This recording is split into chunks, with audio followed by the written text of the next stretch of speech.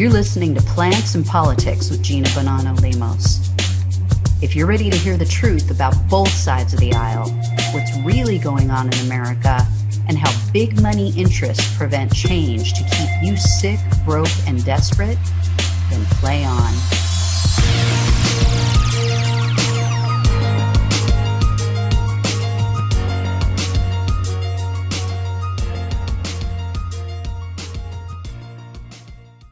Hello, everyone. Welcome to Plants and Politics. Today, I want to talk to you about the keto diet.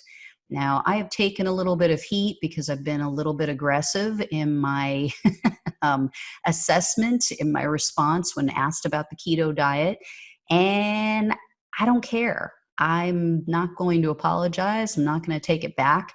I don't believe in killing people just to make them thin. So here's what I have to say. I have had two interactions recently. I mean, overall, I know that the keto diet is unhealthy. I mean, number one, it dramatically increases cholesterol levels. It puts people at high risk for all kinds of diseases and illnesses.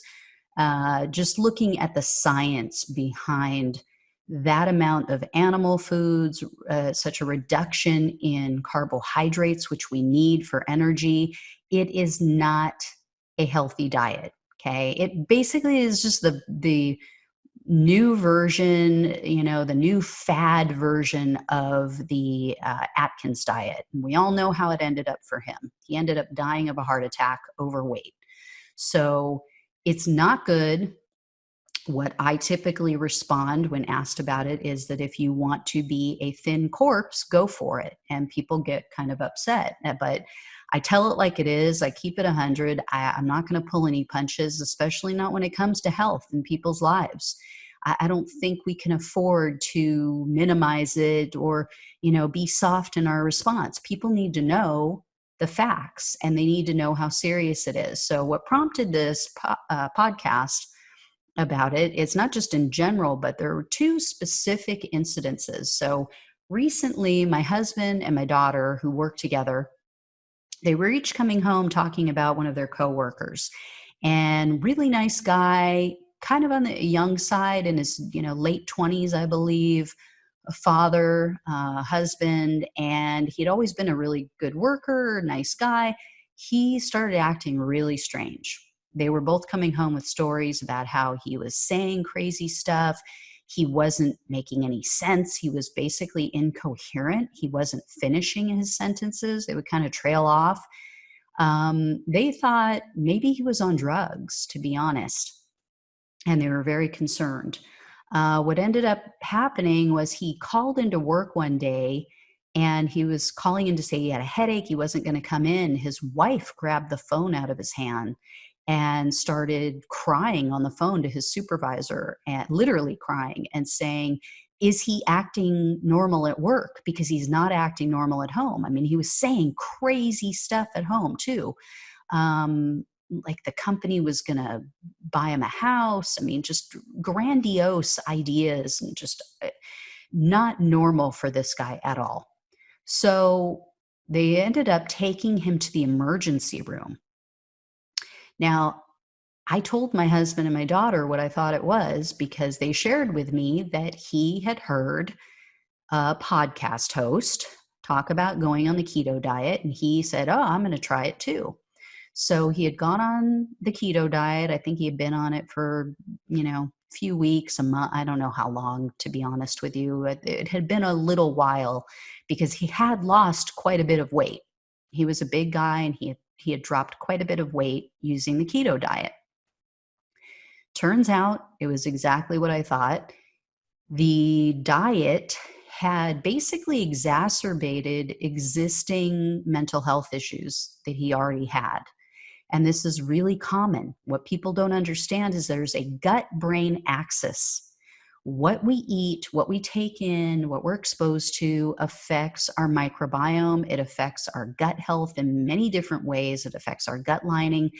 This in turn has a direct impact on our brain, on our moods, on how we feel, on how we act.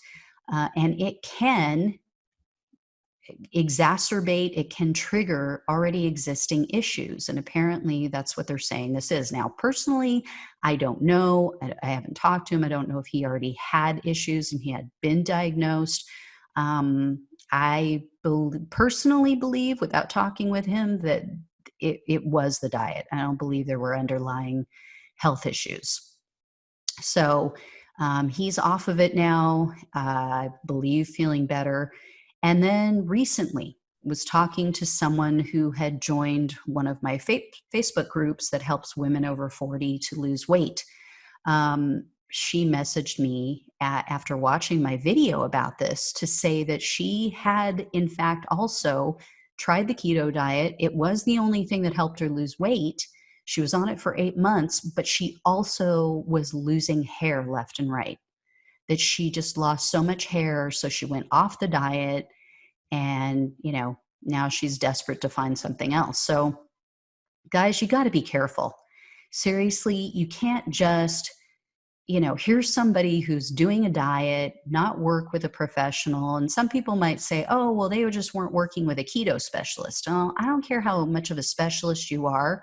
When you're consuming that much animal foods and you are not consuming hardly any carbohydrates, which gives us energy, which feeds our brain, you are going to have backlash. And even if you lose weight in the short term, it's going to come back, and it's going to come back with a vengeance, because what you're doing is you're damaging your gut bacteria, you're damaging your gut lining, you're setting up the perfect storm for more weight gain and for health issues.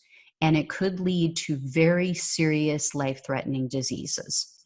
So I'm just telling it like it is, telling you the truth. I hope you guys have gotten some value out of this. I hope that you'll watch out. If you're interested in more information about any of my groups, you can find my website, 360 Health Connection. Those are the numerals, 360. I also have a open and visible Facebook page under the same name, 360 Health Connection. And if you're a woman over 40 and you want to join the group, the group on Facebook is Fit After 40 Without Counting Calories. So you can join up there, get some tips and information, but just stay safe, guys. Don't go for these crazy fad diets that are, unproven over the long term and that just hit the market. We do, in many ways we do know the long-term effects, but God, I hate hearing stuff like this. I really do, because it's so unavoidable and it gives people false hope, and then it just sets them up for more failure down the road, for further issues. So take care. Hope you guys check back in, like, share, subscribe, all that good stuff. And I will talk to you soon. Take care. Bye. Thanks for listening to Plants and Politics. The only way we can take our country and power back is to spread the truth and build an army. So remember to like, follow, subscribe, and share on Facebook, YouTube, and wherever you listen to your podcasts. Thanks again.